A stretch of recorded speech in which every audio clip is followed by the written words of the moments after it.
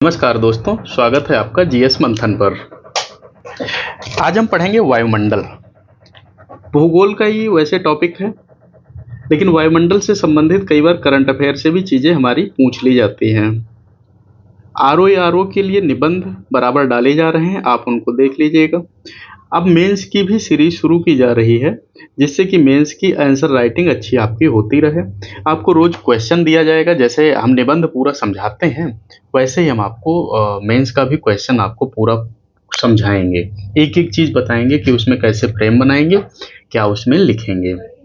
बाकी साइड के जो हमारे टॉपिक रहते हैं उनके भी हम छोटे छोटे वीडियो आपको समय पर देते रहेंगे, जिससे कि आपकी तैयारी बेहतर होती रहे। यूपीजी के वो हमने डाल दिया है, आप उसको देख लीजिएगा। चैनल को अगर सब्सक्राइब अब तक नहीं किया है तो सब्सक्राइब कर लीजिएगा, ये आपके बहुत फायदे का है। मेंस वगैरह में जो आपका डर बना रहता है उसको हल करने के लिए बहुत अच्छा चैनल है।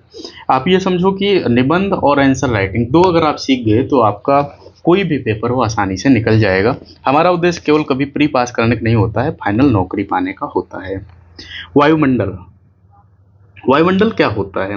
देखिए, पृथ्वी पर जीवन का अस्तित्व वायुमंडल की उपस्थिति पर निर्भर है। वायुमंडल पृथ्वी को चारों ओर से घेरे हुए गैसों की एक परत है। ये एक गैसों की परत है जो कि पृथ्वी को चारों तरफ से घेरे हुए है। ये बहुत सारी गैसें हैं, उनका मिश्रण है, आगे हम समझेंगे। यह परत केवल सांस लेने के लिए ऑक्सीजन ही उपलब्ध नहीं कराती, बल्कि जलवायु, तापमान और मौसम को भी नियंत्रित करती है। यदि वायुमंडल ना हो तो पृथ्वी पर जीवन की कल्पना असंभव हो जाएगी।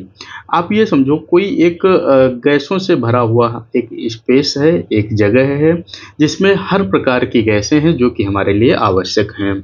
सूर्य से आने वाली हानिकारक किरणों से बचाव, उचित तापमान का संतुलन, जल चक्र की निरंतरता तथा ध्वनि के संचार जैसी अनेक प्रक्रियाएं इसी कारण होती हैं और वायुमंडल को पृथ्वी का सुरक्षा कवच कहा जाता है। हम और आप जब सामने खड़े होकर बात करते हैं तो बात में भी कहीं न कहीं से गैसों का यानी वायु का ही आदान प्रदान होता है, तभी आप हमारी बात समझ पाते हैं और हम आपकी बात समझ पाते हैं। वायुमंडल की संरचना कैसी है? देखिए, वायुमंडल विभिन्न गैसों से मिलकर बना है। इसमें नाइट्रोजन 78% है, ऑक्सीजन 21% है, कार्बन डाइऑक्साइड 0.3 से 0.04% तक है, आर्गन है, हीलियम है, नियॉन है, ओजोन है और जलवाष्प आदि पाए जाते हैं। ये सभी गैसें मिलकर जीवन को संतुलित करती हैं।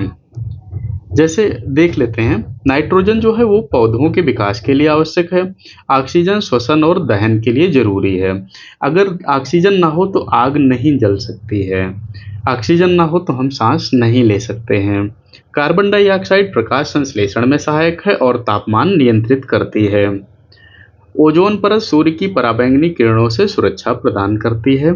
वायुमंडल की कुछ परतें हैं, इनको ज़्यादा हमने 5 परतों में बांटा है ऊंचाई के आधार पर।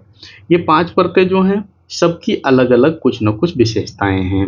जैसे पहला है क्षोभ मंडल, यह वायुमंडल की सबसे निचली परत है। यह भी हमें ध्यान रखना है, प्रश्न कई बार यही पूछ लिया जाता है कि क्षोभ मंडल सबसे ऊपर की है या सबसे अंत की है। इसकी मोटाई लगभग 16 किलोमीटर भूमध्य रेखा पर से 8 किलोमीटर ध्रुवों तक होती है। कहाँ है 16 किलोमीटर भूमध्य और ध्रुवों पर 8 किलोमीटर की होती है। यहीं बादल, वर्षा, आंधी, मौसम संबंधी घटनाएं होती हैं। तापमान ऊंचाई बढ़ने पर घटता है। अब इसको थोड़ा एक शॉर्ट में समझो। तापमान घटेगा कब? जब ऊंचाई बढ़ेगी। ठीक है। इसके बाद जैसे जो आपका बादल बना, वर्षा हुई, आंधी आई, मौसम, ये सारी घटनाएं आपकी कहाँ होती हैं? इसी क्षोभ मंडल में होती हैं। फिर आता है समताप मंडल। यह परत 50 किलोमीटर की ऊंचाई तक फैली हुई है। यहाँ पर मौसम की गतिविधियां नहीं होती हैं। इसी परत में ओजोन परत होती है जो कि हानिकारक पराबैंगनी किरणों को रोकती है। हवाई जहाज इसी परत में उड़ते हैं। समताप मंडल के लिए एक प्रश्न ये हमारा इंपॉर्टेंट हमेशा पूछा जाता है कि हवाई जहाज किस में उड़ते हैं और ओजोन परत कहाँ पर होती है? ऊंचाई इसकी 50 किलोमीटर तक रहती है। फिर आता है मध्य मंडल। यह परत 50 से 80 किलोमीटर तक फैली होती है। यहाँ पर तापमान कम हो जाता है। उल्कापिंड इसी परत में प्रवेश करते समय जलकर नष्ट हो जाते हैं। उल्कापिंड किस में जलकर नष्ट होंगे? ये होंगे हमारे मध्य मंडल में। फिर आता है तापमंडल। यह परत 80 से 400 किलोमीटर तक फैली परत है। यहाँ तापमान अधिक बढ़ जाता है। रेडियो संचार के लिए महत्वपूर्ण आयन मंडल इसी भाग में होता है। 80 से 400 किलोमीटर तक फैली यह परत होती है। यहाँ ऑरोरा यानी प्रकाशीय घटना दिखाई पड़ती है। बहिर्मंडल जो होता है, एक्सोस्फेयर क्या है? यह वायुमंडल की ऊपरी परत है। इसकी कोई निश्चित सीमा नहीं है और यह अंतरिक्ष में विलीन हो जाता है।